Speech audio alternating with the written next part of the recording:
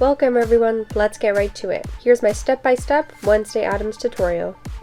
First, on a new layer, trace over your original picture in a red sketching pen. It's important to trace shapes such as dark shadows around the eye to help you with your shading later on.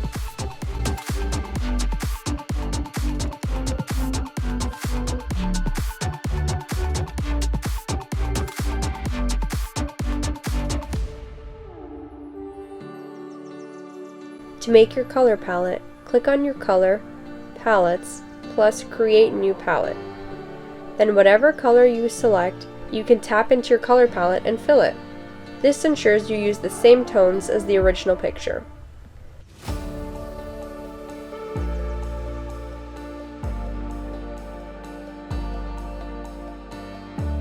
I'm going ahead and making the two basic shapes, the face and hair. Make sure you put these on two separate layers. You want to put the face layer on top of the hair.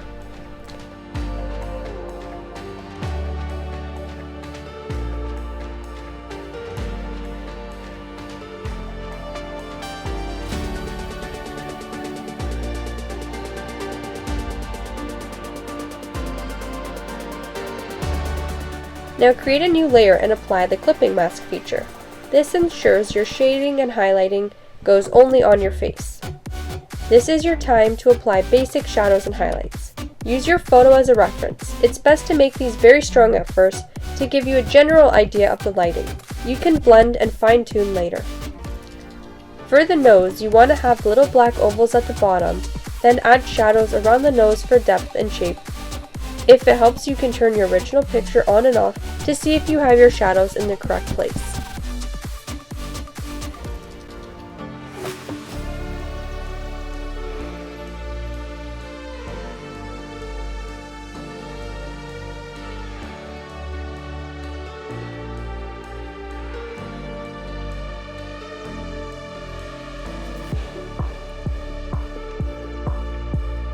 I'm now going to put some shadows in the upper lip area.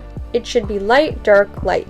Once again, reference your original or your sketch layer to ensure you put the shadow in the proper location proportion to the nose and lip.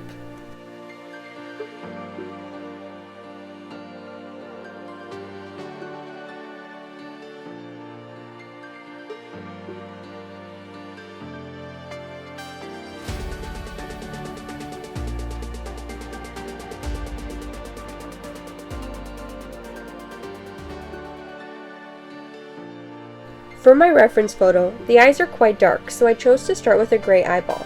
It's important your pupil size is symmetrical and matches the reference photo. This is a big mistake many artists make when their pupil sizes differ greatly. Make sure they're a perfect circle.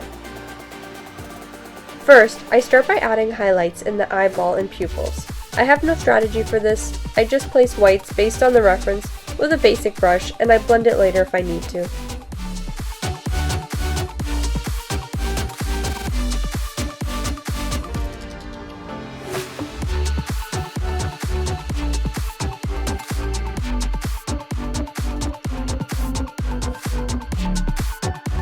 Next, I'm moving on to the dark shadows around the eye.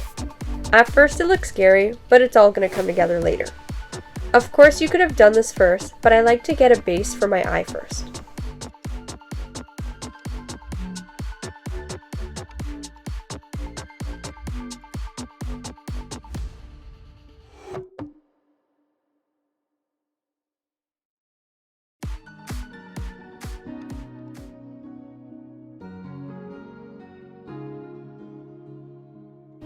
Now that I have the shadows, I'm going back on a new layer and creating black eyeliner and some highlights under the eye where water might reflect inside of the eye.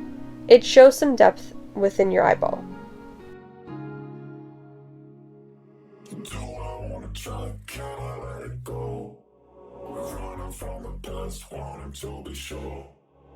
Chaos in my mind, constant deja vu.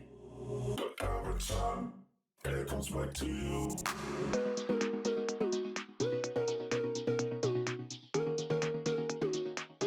For the bangs, I used a tapered solid brush that has streamline turned on.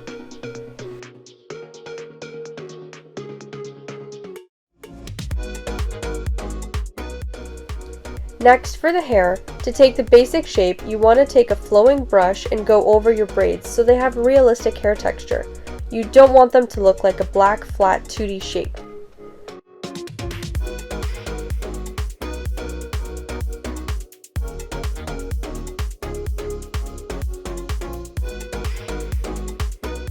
Now back to the eyes quickly. I'm adding the inner corners. Use a salmon peach color paired with a darker red tone. Have fun playing around with this.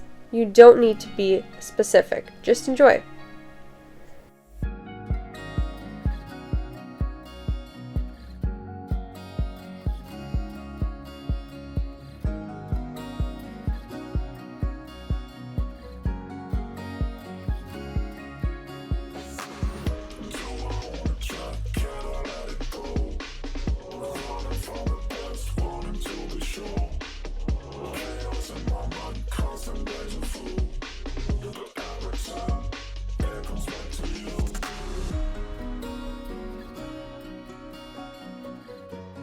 Now I'm going in to fix some of my shading.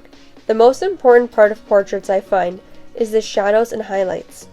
I was missing some shadows around my lips, and I also need to darken some of my face and eye shadows.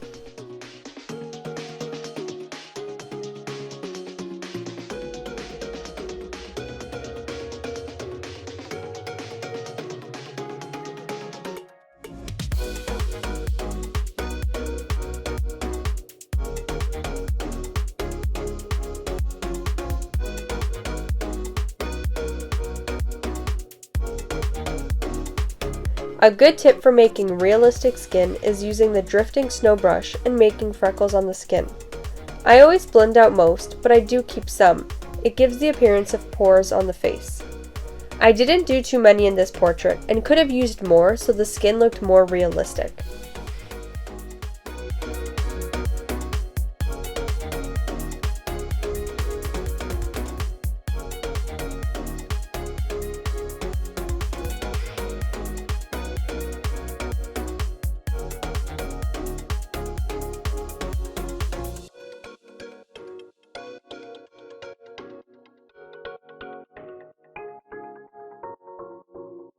Just quickly fixing up the lips a bit, adding some highlights and shadows.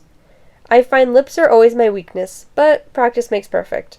Sometimes it's not as much about the lips as it is the shadows above, below, and the inner corner creases.